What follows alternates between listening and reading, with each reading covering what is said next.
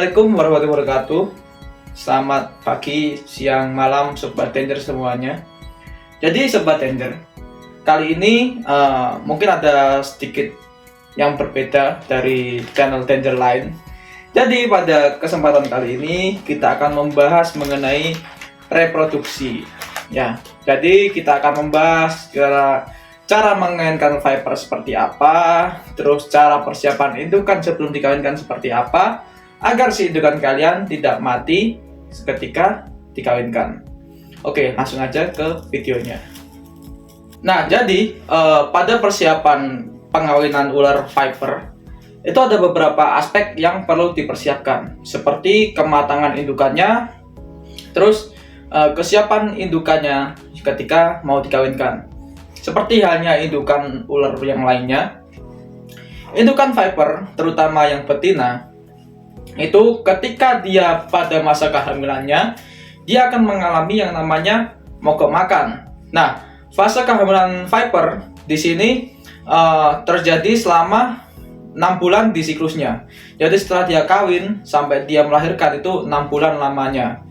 Nah, caranya seperti apa agar si viper tersebut tidak mati selama proses puasa tersebut?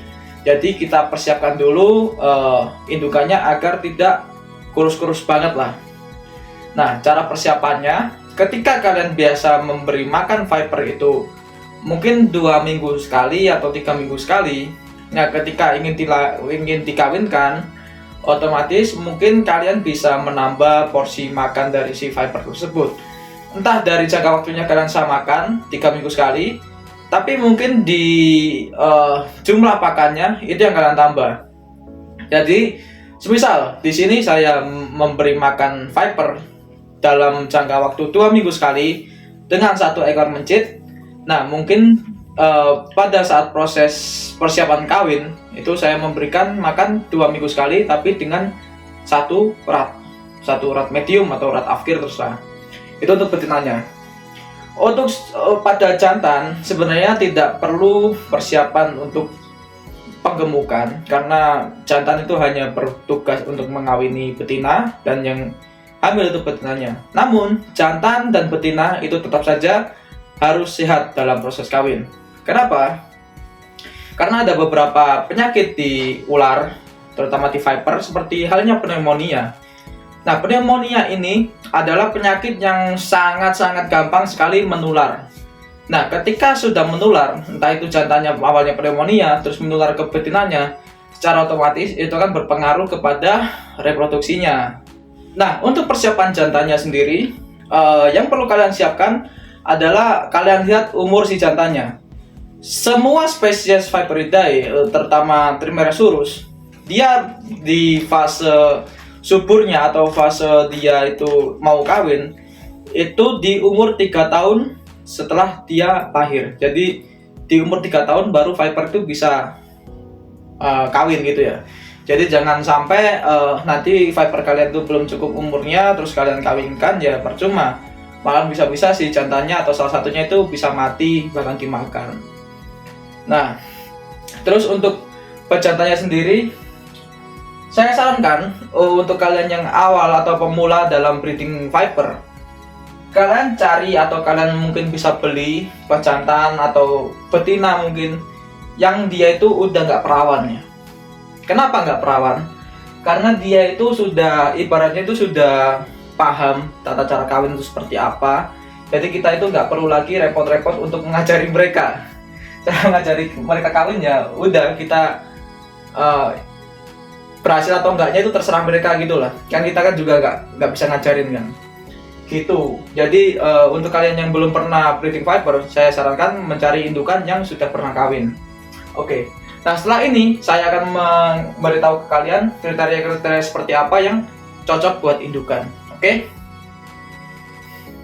Baik, perkenalkan, nama saya Karma. Saya salah satu staf ahli dari Danger Line, dan di sini saya akan memberikan contoh bagaimana sih kemudian indukan yang ideal untuk dikawinkan. Pertama, usia indukan harus minimal 3 tahun. Jadi 3 tahun adalah usia yang dimana indukan itu dinilai sudah matang secara gonad sehingga bisa dikawinkan. Nah, kemudian syarat yang kedua adalah fisik. Fisiknya yang dipastikan harus sehat, yang seperti yang dikatakan oleh Denda tadi, bahwa tidak boleh terkena penyakit-penyakit seperti pneumonia dan lain sebagainya. Kemudian kita harus tentukan dulu BCS atau Body Conditioning Score, di mana hal itu menunjukkan bahwa seberapa gemuk si hewan tersebut. Dari skala 1 sampai 5, dia harus berada di tingkat atau di skala 3. Nah, di mana teman-teman bisa mengecek di skala 3 itu di bagian tulang belakang atau di tulang punggungnya. Nah, tulang punggung tidak boleh terlalu lancip seperti piramid, namun harus membentuk seperti bentuk U atau sedikit cembung. Nah, di sini adalah kandang-kandang yang kemudian sudah dikoloni. Teman-teman bisa lihat yang ukurannya lebih kecil merupakan Trimenosurus jantan. Kemudian di bagian belakangnya ada Trimenosurus betina. Nah, mungkin sebagai ilustrasi teman-teman bisa lihat Trimenosurus yang di bagian bawah yang berwarna hijau ini. Nah, di sini adalah Trimenosurus betina dengan ukuran dan juga BCS yang cukup baik. Nah, yang di bagian atas ini adalah Trimenosurus yang belum kawin. Nah, lalu bagaimana sih contohnya dengan yang sudah kawin?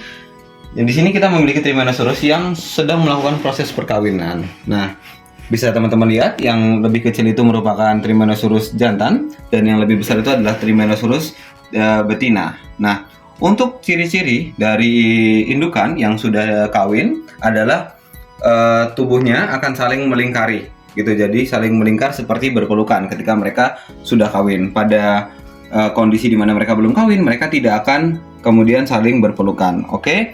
Nah, terus bagaimana sih, apa sih kepentingan BCS untuk berada pada skala 3 dari 5? Kita bisa lihat salah satu contoh di sini di mana salah satu viper milik kita sudah melakukan proses melahirkan, di mana teman-teman bisa lihat di bagian tulang belakangnya itu sedikit nampak, tonjolan di bagian puncak dari tulang belakangnya sedikit nampak, dan dari situ itu adalah menandakan bahwasannya betina ini sudah selesai proses melahirkan, karena dia harus berpuasa selama kurang lebih 6 bulan, sehingga dalam waktu 6 bulan tersebut dia tidak makan dan juga cenderung sedikit untuk minum. Nah, sehingga tubuhnya menjadi sangat kecil. Untuk itu penting dilakukan persiapan indukan, yaitu pemberian pakan yang cukup banyak sebelum nantinya kawin.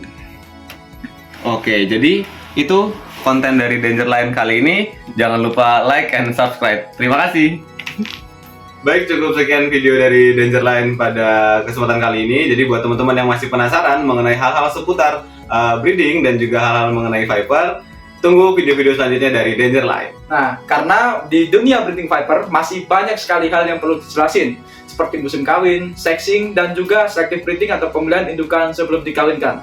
Jadi ketika kita jelaskan semuanya di video ini, mungkin dirasa nggak akan cukup waktunya, jadi mohon maaf pada kalian semua. Nah, mungkin segitu aja dari Dangerline.